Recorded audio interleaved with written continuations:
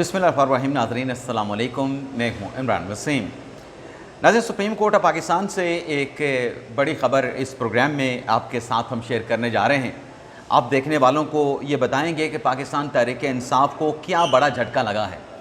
इसके अलावा भी कुछ अहम डेवलपमेंट्स हुई हैं, उनकी डिटेल्स भी प्रोग्राम में आपके साथ हम शेयर करने जा रहे हैं। लेकिन प्रोग्राम का आगाज़ करने से पहले आपसे दरख्वास्त के चैनल को सब्सक्राइब कर लें, बेल आइकॉन का बटन प्रेस करें। वीडियो पसंद आए तो इसे लाइक और शेयर ज़रूर कीजिएगा। नाज़रीन, पहली ख़बर एक और यूट्यूबर की गिरफ़्तारी से मुतल्लिक है। जुआ एप्लीकेशन की प्रमोशन पे जो मारूफ यूट्यूबर डकी बाई को गिरफ़्तार किया गया और अभी तक वो अपने जिस्मानी रिमांड पे हैं। गुज़िश्ता रोज़ एक मरतबा फिर अदालत की जानिब से उनका 2 दिन का जिस्मानी रिमांड दिया गया था। अब नेशनल साइबर क्राइम इन्वेस्टिगेटिव जो एजेंसी है, उनकी तरफ से मुदस्सर हसन नामी एक यूट्यूबर जो कि भक्कर से उनका ताल्लुक़ है, उन्हें भी जुआ एप्लीकेशन की प्रमोशन के ऊपर जो है वो गिरफ़्तार कर लिया गया है। ना सिर्फ गिरफ़्तार किया गया है बल्कि NCCIA की तरफ से उनके ख़िलाफ़ मुकदमा दर्ज करके जो मोबाइल फ़ोन था मुदस्सर हसन का, वो भी रिकवर किया गया है। उसका भी जांच पड़ताल स्क्रूटनी का जो प्रोसेस है वो शुरू कर दिया गया है।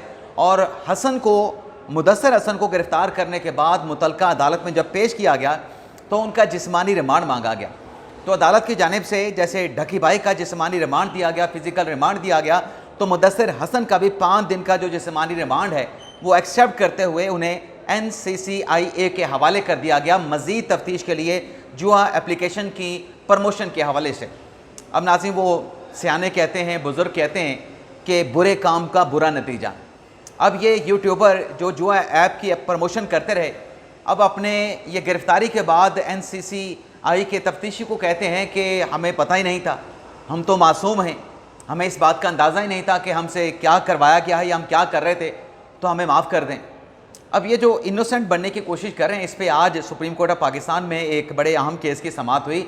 उस केस की समाअत के दौरान जो मुल्ज़म था, उस मुल्ज़म पे बड़ा संगीन इल्ज़ाम था। इल्ज़ाम क्या था? इल्ज़ाम मैं आपको बताता हूँ, लेकिन इस दौरान जो जज साहब थे, जज साहब की तरफ से कहा गया कि आपका जो क्लाइंट है, वकील से कहा गया, वो बड़ा ही फ़नकार नज़र आता है।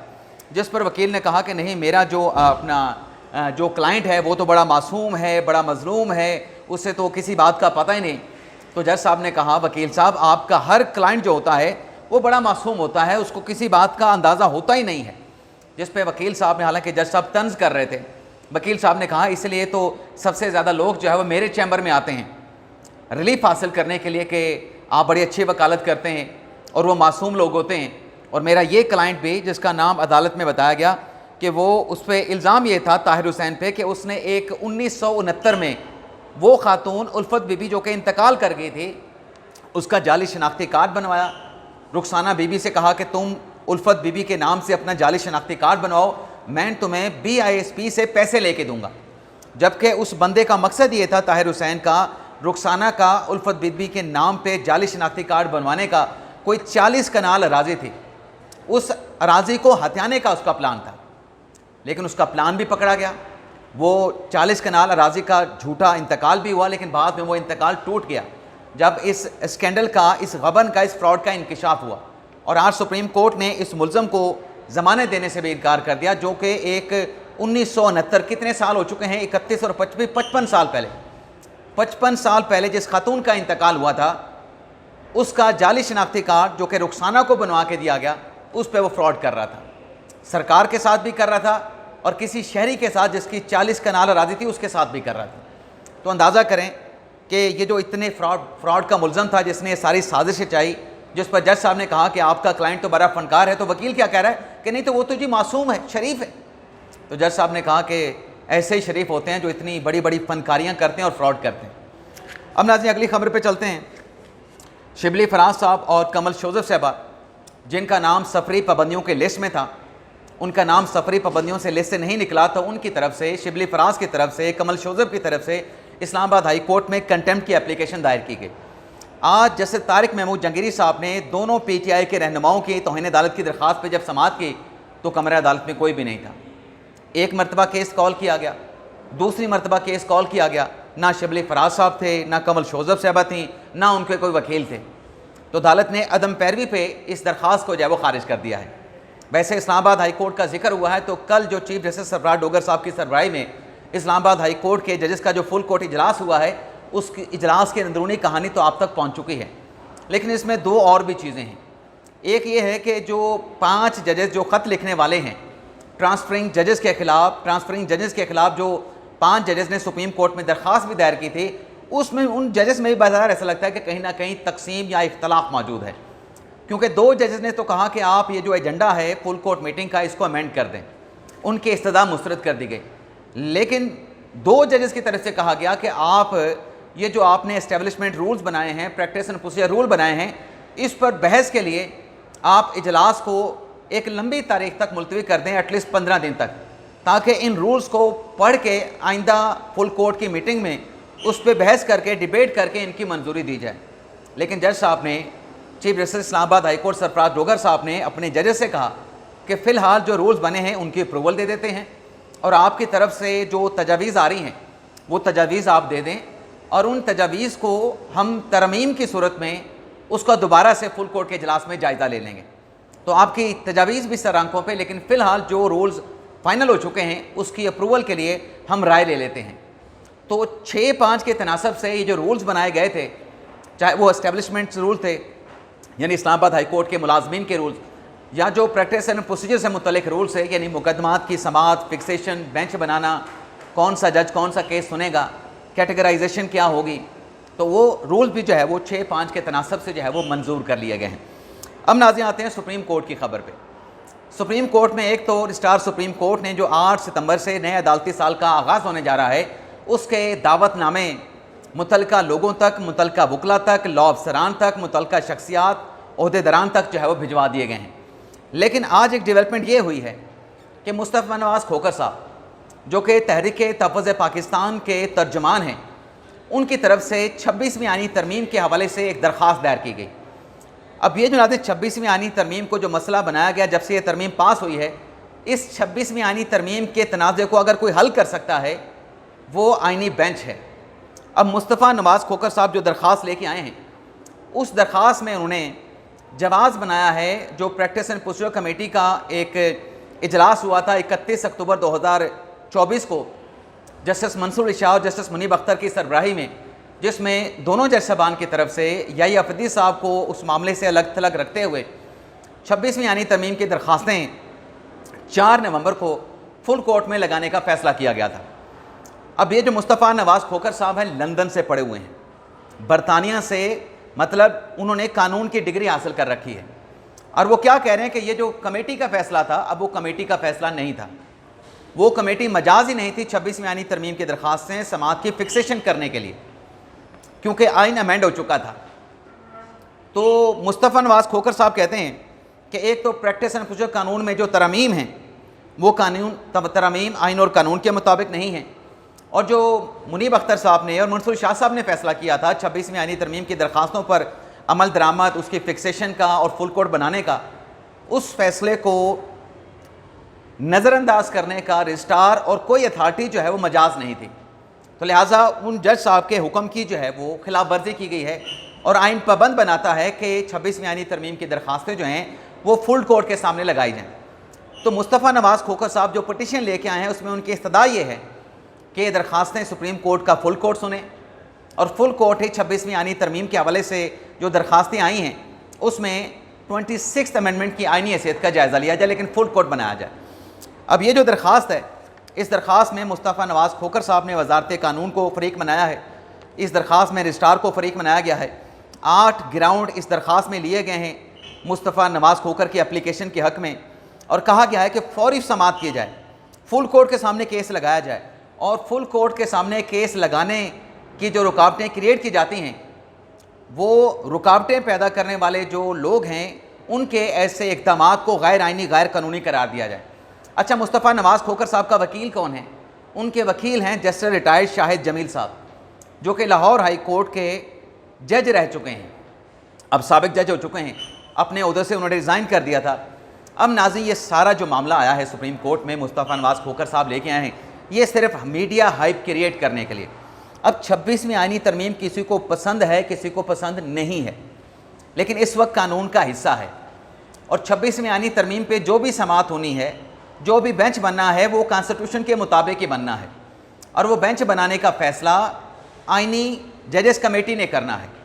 और उन दरखास्तों पे पहले एक बेंच बना के समाअत भी हो चुकी है, फेडरेशन को नोटिस भी किया जा चुका है।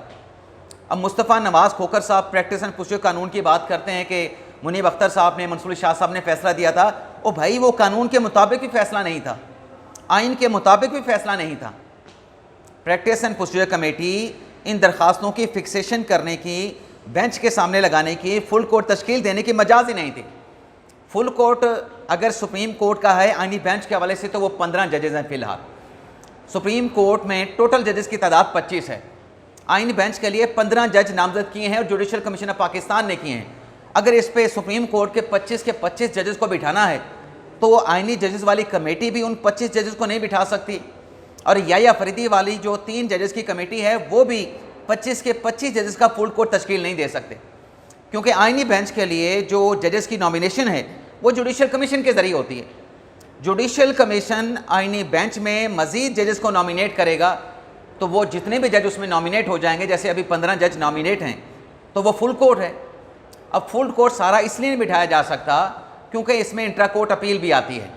इसलिए जस्टिस मोहम्मद अली मदर साहब ने कहा था कि एटलीस्ट जो 26वीं आइनी तरमीम के खिलाफ दरखास्तें आई हैं उनकी आइनी हैसियत का जायज़ा लेने के लिए एटलीस्ट 5 रुकनी बेंच होना चाहिए या 7 रुकनी बेंच होना चाहिए, ताकि कल को अगर इंट्रा कोर्ट अपील आए तो 7 से ज़्यादा जजेस पीछे मौजूद हों जो इस इंट्रा कोर्ट अपील को सुन के उन ICS का फ़ैसला कर सकें। लेकिन बहरहाल मुस्तफ़ा नवाज़ खोखर साहब मीडिया पे गुफ्तगू कर रहे थे दरख्वास्त दायर करने के बाद। एक सहाफ़ी ने उनसे सवाल पूछ लिया। एक तो उन्होंने ये सवाल पूछा कि ये बताएं कि आप तो पाकिस्तान पीपल्स पार्टी में थे, अब आप किसी पार्टी में नहीं, कहीं आप पाकिस्तान तहरीक इंसाफ के प्रॉक्सी तो नहीं बन गए।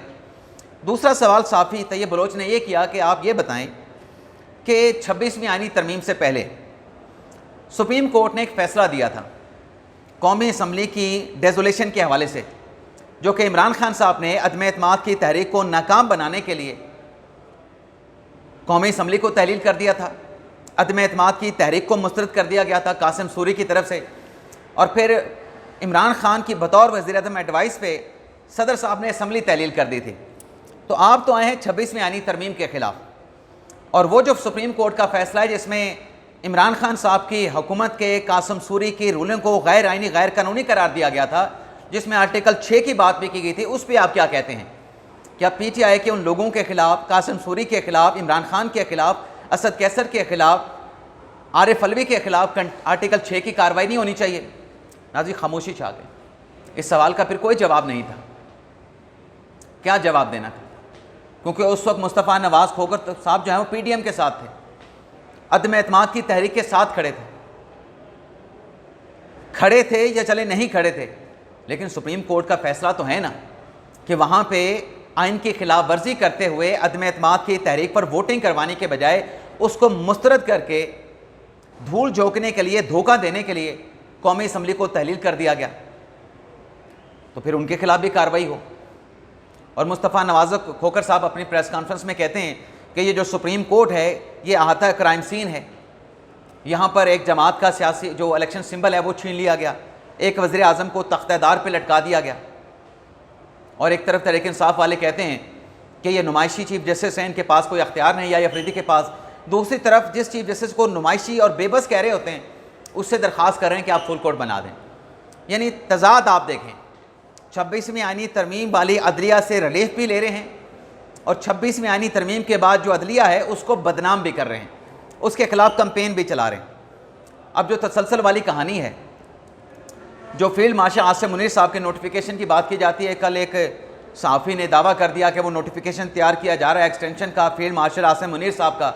अब उसके पल्ले कोई इन्फॉर्मेशन है ही नहीं, हालांकि प्रेसिडेंट मौजूद है कि जो पाकिस्तान एयरफोर्स के जो एयर चीफ हैं उन पर भी 5 साल की मुद्दत मुलाजमत वाले कानून का इतलाक़ हो चुका है, और जब उनके 3 साल पूरे हुए मज़ीद 2 साल के लिए उनका कोई नोटिफिकेशन जारी नहीं किया गया।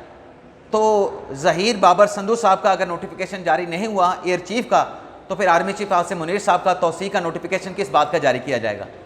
अलबत्ता ये बात राना सनाउल्लाह साहब ने क्लियर कर दी है कि 2029 तक असम्बली मौजूद है, कौमी असम्बली अपनी मियाद पूरी करेगी, और 2027 तक आर्मी चीफ भी मौजूद हैं।